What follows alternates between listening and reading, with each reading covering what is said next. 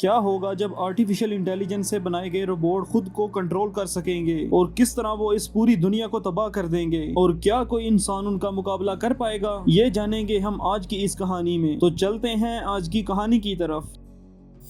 Story के आगाज में हमें एक ऐसा वक्त दिखाया जाता है जब हर तरफ आर्टिफिशियल इंटेलिजेंस बहुत तरक्की कर चुका है और इस जमीन पर इंसानों के साथ साथ एआई रोबोट भी रहते हैं। इस तरह एआई रोबोट खुद को कंट्रोल कर सकते हैं और खुद सोच सकते हैं। एआई रोबोट ने पूरी दुनिया को तबाह कर दिया है और एआई अब इंसानों के खिलाफ काम करने लग पड़ा है और इन सब को कंट्रोल करने के पीछे एक एआई रोबोट का हाथ था जिसका नाम हर्लिन था। हर्लिन को एक डॉक्टर ने बनाया था जिसका नाम वाइल्ड शेफर्ड था। शेफर्ड की एक बेटी थी जिसका नाम एटलस था। असल में शेफर्ड ने हर्लिन को अपनी बेटी की हिफाजत के लिए बनाया था। हर्लिन ने किसी तरीके से अपना कोड बदल दिया था जिसकी वजह से अब वो खुद पर कंट्रोल कर रहा था। शेफर्ड ने एक डिवाइस भी बनाई थी जिसे न्यूरोलिंक कहा जाता था। न्यूरोलिंक असल में आर्टिफिशियल इंटेलिजेंस और रोबोट्स को कंट्रोल करने के लिए बनाया गया था। न्यूरोलिंक असल में इंसानी दिमाग के साथ कनेक्ट कर जाता था जिसकी वजह से वो आर्टिफिशियल इंटेलिजेंस को कंट्रोल कर सकते थे। हर्लिन ने जब अपना कोड तब्दील किया तो उसने न्यूरोलिंक पर भी कंट्रोल पा लिया। इस तरह हर्लिन शेफर्ड के दिमाग को कंट्रोल कर लेता है और उसे मार देता है। इस तरह गवर्नमेंट ने एआई के बढ़ते हुए खतरे की वजह से आईसीएन नामी एक ऑर्गेनाइजेशन बनाई जिसका मकसद एआई रोबोट्स को खत्म करना था। इस तरह इस ऑर्गेनाइजेशन को जहां भी रोबोट्स मिलते वो उन्हें खत्म कर देते थे। हर्लिन को काफी खतरा महसूस हुआ इसलिए वो इस प्लेनेट को छोड़कर कहीं और चला गया और फिर हमें 25 साल बाद का वक्त दिखाया जाता है जब आईसीएन ऑर्गेनाइजेशन एक रोबोट को डिटेक्ट करती है। उसका नाम कास्का था और आखिरकार वो लोग कास्का को पकड़ लेते हैं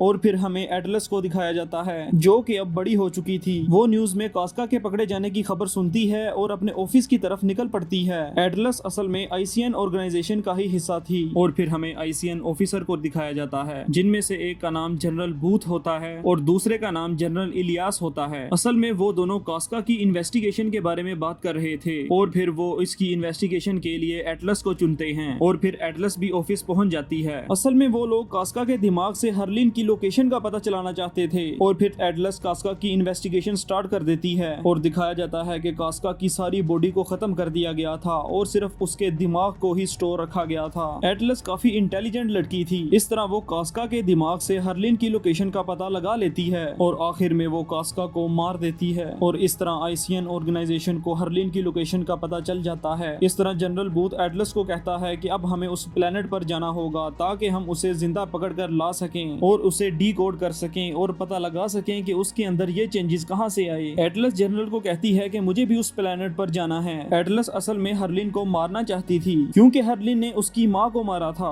और अब वो उससे बदला लेना चाहती थी। और फिर वहां पर कुछ बड़े रोबोट्स को दिखाया जाता है जो कि इंसानों के साथ कनेक्ट हो सकते हैं और ये लिंक न्यूरोलिंक से ही मुमकिन था। एटलस उन्हें कहती है कि न्यूरोलिंक का इस्तेमाल तो अब इल्लीगल हो चुका है क्योंकि हर्लिन ने न्यूरोलिंक के जरिए से ही इंसानों पर काबू पाया था। वो असल में उन रोबोट्स के जरिए से उस प्लेनेट पर जाना चाहते थे ताकि हर्लिन को पकड़ा जा सके और हर्लिन के लिए इन रोबोट्स को हैक करना नामुमकिन था। और फिर दिखाया जाता है कि वो सब लोग जहाज में बैठकर उस प्लेनेट की तरफ निकल पड़ते हैं और एटलस भी इनके साथ ही थी। और फिर जनरल को दिखाया जाता है जो कि अपनी टीम के साथ उस मिशन से रिलेटेड बातचीत कर रहे थे। तभी वहां पर एटलस आ जाती है और वो फाइल्स को सब में डिवाइड करती है। एटलस उन्हें कहती है कि इस मिशन के दौरान हम कोई भी डिजिटल कनेक्शन नहीं रख सकते क्योंकि इससे वो हमें कंट्रोल कर सकते हैं, इसलिए हमें न्यूरोलिंक को डिस्कनेक्ट करना पड़ेगा। और इस तरह वो सब लोग न्यूरोलिंक को हटा देते हैं। इनके दरमियान प्लान की डिस्कशन चल रही थी कि अचानक से शिप पर हमला हो जाता है। असल में ये हमला हर्लिन ने ही करवाया था और इस तरह तमाम सोल्जर्स जल्दी से जाकर अपने रोबोट्स के अंदर बैठ जाते हैं और जहाज से छलांग लगाकर जमीन की तरफ उतरने लगते हैं और एटलस भी एक रोबोट के अंदर बैठ जाती है। इस तरह सब लोग नीचे की तरफ कूद पड़ते हैं लेकिन हर्लिन के ड्रोन्स मुसलसल उन पर हमला कर रहे थे और उनकी स्पेसशिप भी तबाह हो जाती है। एटलस रोबोट को कंट्रोल नहीं कर पा रही थी क्योंकि वो उसके साथ कनेक्ट नहीं थी और कनेक्शन सिर्फ न्यूरोलिंक से ही हो सकता था। और इस तरह एटलस रोबोट के साथ सीधा जमीन पर जा गिरती है और उसे आसपास कोई भी टीम मेंबर नजर नहीं आता और अचानक से रोबोट का एआई उससे बातें करने लगता है और उसे बताता है कि मेरा नाम स्मिथ है। वो उसे कहता है कि मुझे इंसानों की फाइटिंग टेक्निक के हिसाब से बनाया गया है लेकिन मुझ पर कंट्रोल करने के लिए आपको न्यूरोलिंक से मुझे कनेक्ट करना पड़ेगा। लेकिन एटलस न्यूरोलिंक इस्तेमाल करने से मना कर देती देती है। रोबोट उसे बताता है कि हमारे पास सिर्फ 22 घंटे हैं, उसके बाद मेरी बैटरी खत्म हो जाएगी। लेकिन एटलस जल्दी से रेस्क्यू पोल की तरफ पहुंचना चाहती थी। इस तरह एटलस वॉक करते हुए उस पोर्ट की तरफ जाना स्टार्ट कर देती है और फिर दिखाया जाता है कि एटलस और स्मिथ एक ऐसी जगह पर पहुंचते हैं जहां पर उसे दूसरे रोबोट्स भी पड़े हुए मिलते हैं। इस तरह उसे पता चलता है कि उसके दूसरे साथी सब मर चुके हैं। ये देखकर वो काफी अफसुर्दा हो जाती है और फिर अचानक उसे वहां पर कुछ एआई रोबोट्स दिखाई देते हैं जो कि असल में हर्लिन के बनाए हुए रोबोट थे और वो वहां पर कास्का को भी देखती है और हैरान रह जाती है। वो रोबोट्स एटलस को देख लेते हैं और उसकी तरफ हमला कर देते हैं। स्मिथ जो कि एटलस का रोबोट था वो उसे बचाने के लिए वहां से भागना शुरू हो जाता है। स्मिथ उन रोबोट्स पे हमला भी कर रहा था और फिर दिखाया जाता है कि भागते भागते स्मिथ किसी तूफान के अंदर फंस जाता है और इसी दौरान एटलस स्मिथ को आयन बम इस्तेमाल करने का हुक्म देती है। स्मिथ उसे कहता है कि आयन बम का इस्तेमाल करना बहुत खतरनाक हो सकता है, लेकिन एटलस स्मिथ को उसका इस्तेमाल करने को दोबारा से कहती है। इस तरह स्मिथ आयन बम का इस्तेमाल कर देता है और उस जगह पर सब कुछ तबाह हो जाता है। लेकिन कास्का रोबोट अभी भी बच चुका था और जैसे ही वो एटलस पर हमला करने वाला था अचानक से जमीन कांपने लगती है और जमीन के अंदर एक गहरा कुआं बन जाता है जिसके अंदर वो गिर जाते हैं और इस वजह से एटलस की टांग भी टूट जाती है। स्मिथ एटलस की बोन को जोड़ने के लिए मेटालिक ब्लेड का इस्तेमाल करता है और उसकी हड्डी को जोड़ देता है और फिर स्मिथ एटलस को एक कैंडी ऑफर करता है जिसमें काफी प्रोटीन और इलेक्ट्रोलाइट्स थे, लेकिन इसका जायका बहुत ही कड़वा था। इस तरह एटलस और स्मिथ के दरमियान दोस्ती होने लगती है। स्मिथ एटलस को कहता है कि आपको न्यूरोलिंक से कनेक्ट करना चाहिए ताकि हम दोनों का दिमाग मिल सके और हम दोनों मिलकर ये लड़ाई लड़ सकें। और दूसरी तरफ हर्लिन को दिखाया जाता है जिसने जनरल इलियास को अपने काबू में किया हुआ था।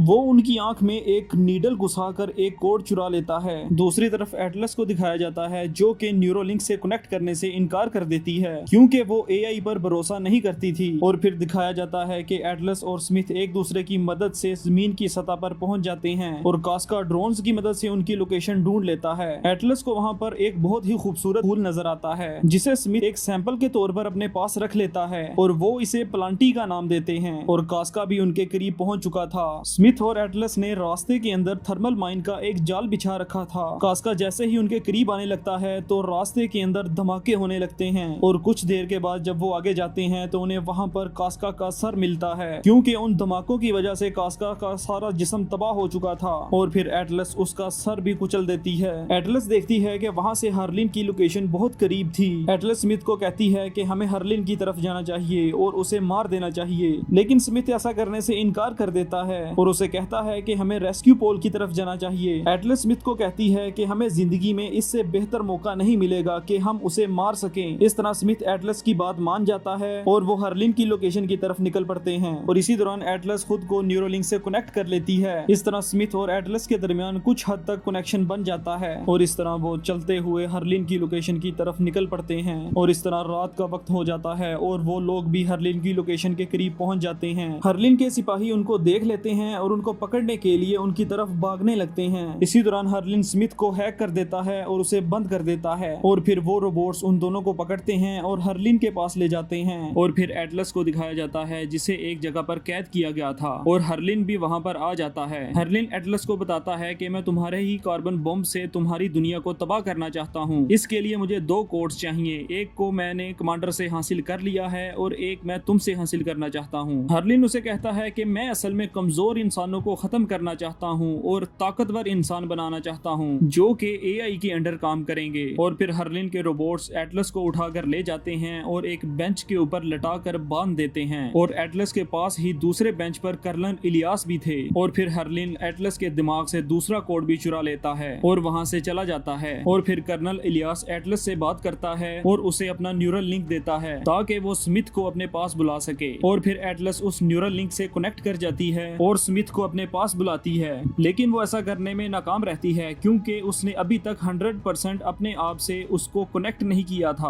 और फिर एटलस स्मिथ को इजाजत दे देती है कि वो मुकम्मल तौर पर उसके दिमाग के साथ कनेक्ट हो सके। जैसे ही ये कनेक्शन कंप्लीट होता है तो स्मिथ एटलस के पास आ जाता है और इस तरह स्मिथ एटलस के बचपन की सारी यादें देखने लगता है जिसमें दिखाया जाता है कि जब एटलस छोटी थी तो उसकी माँ हर टाइम अपने रोबोट पर काम करती थी और वो हर्लिन को बहुत अहमियत देती थी, लेकिन एटलस भी वो अटेंशन चाहती थी, इसलिए वो हर्लिन को कहती है कि मुझे भी अपने जैसा बना दो ताकि माँ मुझसे भी मोहब्बत करने लगे।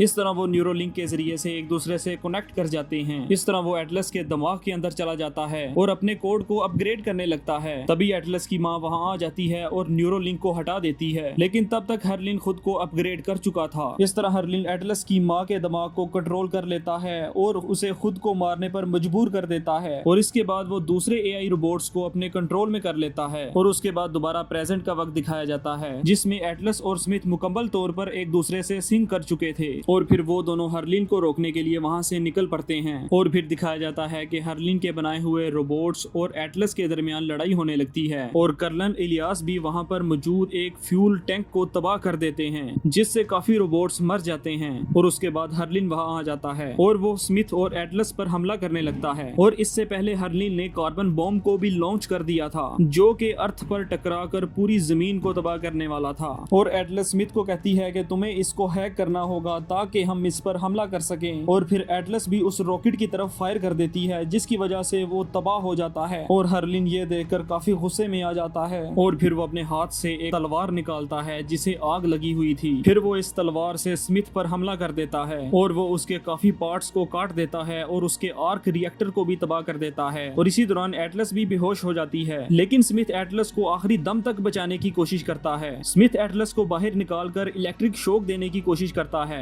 ताकि वो दोबारा होश में आ सके, और दूसरे हाथ से हरलिन से लड़ रहा था। और आखिरकार एटलस को होश आ जाता है और वो हरलिन के सर पर पीछे से वार करती है, जिससे हरलिन खुद पर कंट्रोल खो बैठता है। और फिर एटलस हरलिन के दिमाग से सीपीयू निकाल लेती है, और आखिरकार हरलिन मर जाता है। उसके बाद एटलस स्मिथ को देखती है, जिसकी हालत बहुत बुरी हो चुकी थी। वो उसे अपने साथ ले जाना चाहती थी, लेकिन वो ऐसा नहीं कर सकती थी क्योंकि स्मिथ काफी हद तक तबाह हो चुका था और उसकी बैटरी काफी लो थी। और आखिरकार वो शट डाउन हो जाता है, और कुछ ही देर के बाद सूरज निकल आता है और अर्थ से एक टीम उनको रेस्क्यू करने के लिए पहुंच जाती है, और एटलस दोबारा से जमीन की तरफ चली जाती है। और फिर कुछ दिन बाद का वक्त दिखाया जाता है। जनरल बूथ एटलस को एक पौधा देते हैं, जिसे स्मिथ ने दूसरे प्लेनेट पर अपने पास रख लिया था, और इस तरह एटलस भी एक रेंजर बन चुकी थी, और उसे भी एक रोबोट दे दिया जाता है, और उसके अंदर वही एआई सॉफ्टवेयर था जिसका नाम था स्मिथ। और एटलस ये देखकर काफी खुश हो जाती है, और इसी तरह ये कहानी खत्म हो जाती है।